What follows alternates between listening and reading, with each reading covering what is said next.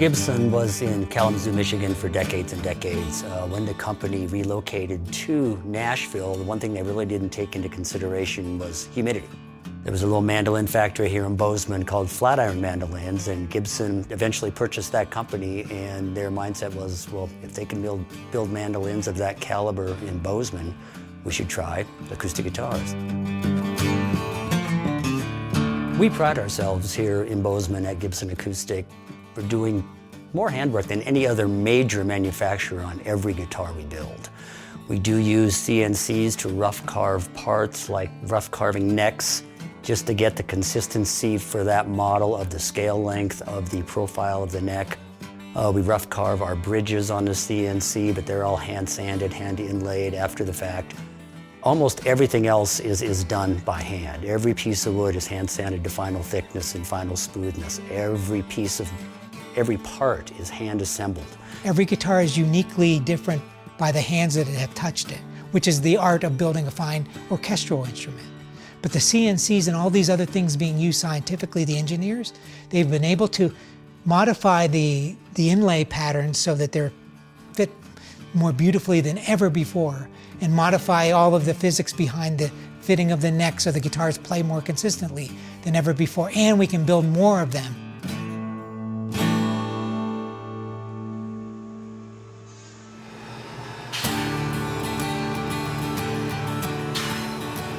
As far as tone woods go with acoustic guitars, there's a lot of similarities between what all builders do. The main three historically has always been backs and sides, either out of maple, mahogany, or rosewood, and the tops out of either Sitka spruce or Adirondack red spruce. I would say a huge percentage of guitars created today kind of follow that pattern. Different tone woods affect tone differently. The visual, of course, is different, and we strive just to find the right woods to line up with the body style and with the tonality that that model is striving for to make the end product and get us to that point.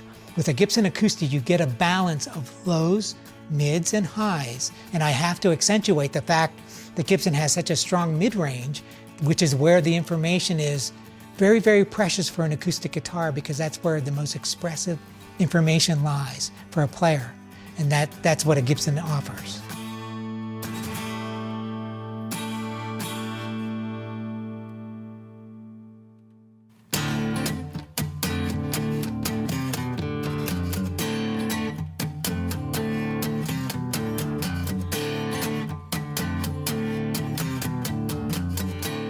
When we order wood, we get it pre-cut to not final dimension, but close.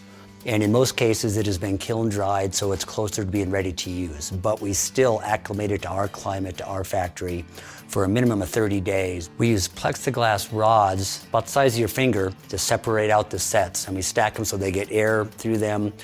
Then it goes through the grading process of deciding which pieces of wood are going to go on what guitars. We have people that are very experienced in studying the pieces, studying the sets, and determine the path for that specific set. The first time I see the wood is immediately out of the delivery truck.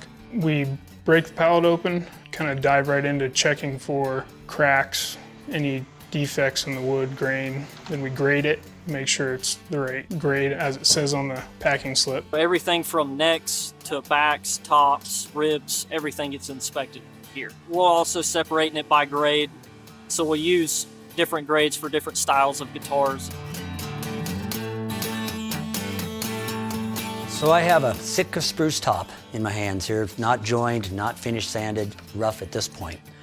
What they'll do is they'll take this top, and on a planer, they will run the two edges that are eventually to be joined. Then they have this bright light table. They will set this on the table, piston slam the two pieces together, and they'll keep planing it until once it's together, they can see no light through that seam.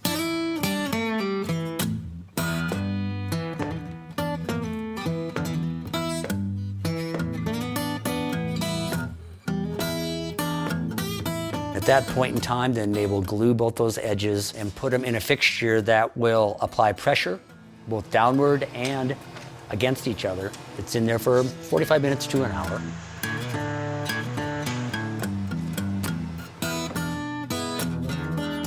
When that's done, we will take tops and backs that have been put together this way and run them through our thickness sander, which will take them down, not to finished thickness, but just get them smooth enough where we can work as far as establishing the rosette cavity, installing the rosette, and move them forward to be cut to shape.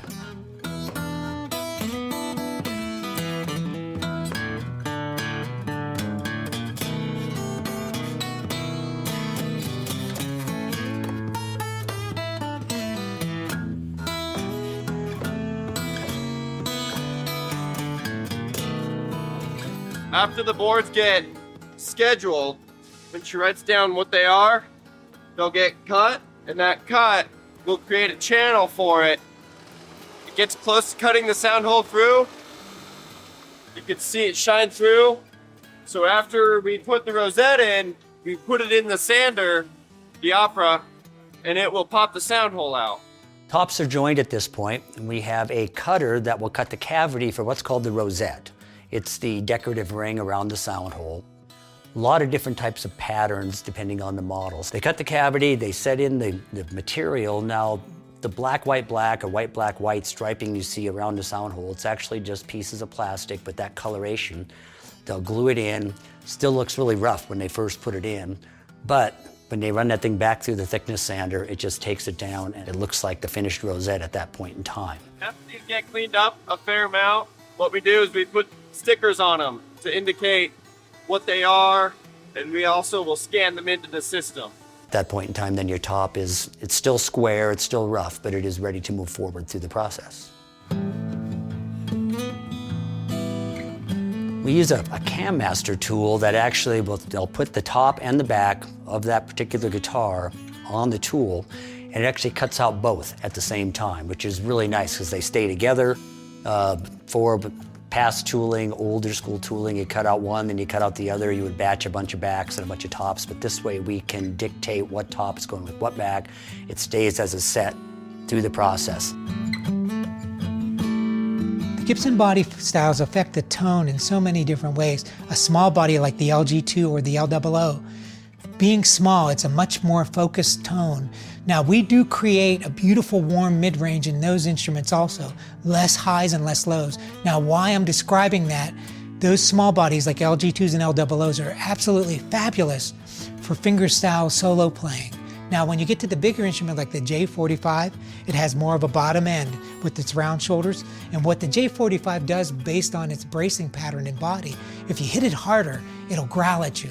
And it growl in a good way, by the way. It'll growl and get nasty, and it's great for rock and folk and blues. Now, when you move up to the Super Jumbo 200, that airspace, of course, gives it more bottom end. Now, when you strum that guitar, there's a little less mid in most of them, and therefore the highs are clear and the bass is deeper. You strum this thing and you feel like you got the full band behind you.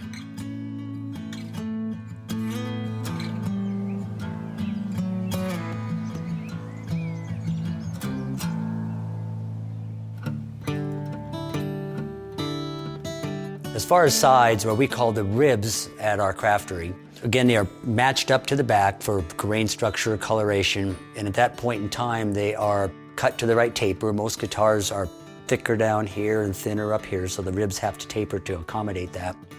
They're soaked, and then we have the series of presses. They're heated to roughly 300 degrees, so when the wet rib set is actually placed in the shape, it takes about 5 minutes. Press is closed, the shape's pressed into it. Most of them have saws that cut off to the proper angle, and you do them in the 2 sets, and so each round probably pops out a carbon copy of each rib set. Each wood has its own aroma, so to speak, when you're cooking it in the presses and forming it to shape. You can kind of tell just by the smell of what wood is actually in the steam presses. This is going to be a J45 when this guitar is completed.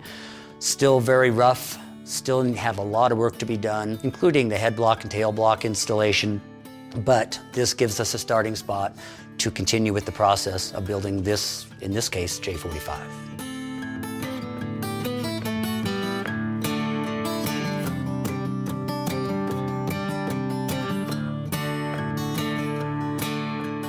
I don't know how many guitars, rib sets I've glued up over the years we could get in. It's crazy 50,000, who knows, over 22 years of building them. Wood's always different.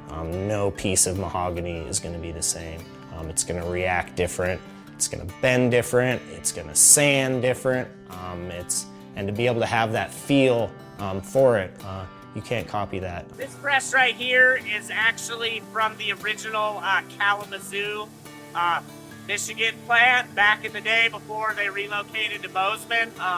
It's one of the few oldest lingering machinery that we have. Like I said, this thing's kind of an antique, so it's kind of cool piece of machinery that we still have, still operates to this day.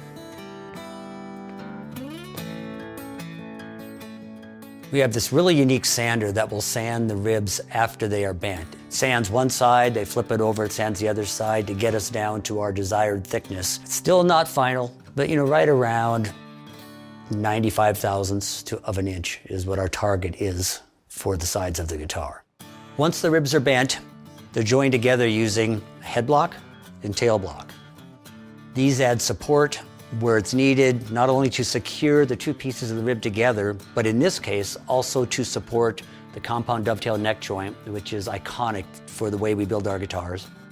The tail block gives support where either the strap button, or in a lot of cases, most cases, we put electronics in our instruments. They will take the two sides, they'll take the head block, for example, put it up against one, match up the other side of the rib so they line up together, clamp that up with glue. We use Tight Bond, Carpenter's wood glue, on the bulk of our wood-to-wood joints. But they'll clamp those up, they let them sit for about an hour. Anytime there's a wood glue application, it's 45 minutes to an hour to let it sit. The wood and the glue are still curing and bonding for a long time after that, but you can continue the process after that length of time. The building techniques used today from the early parts of 1900 include the dovetail neck to body joint is a tougher joint and creates a vibrating surface from the top of the guitar, the neck, right through the neck into the body, which is where we want most of the sound to go.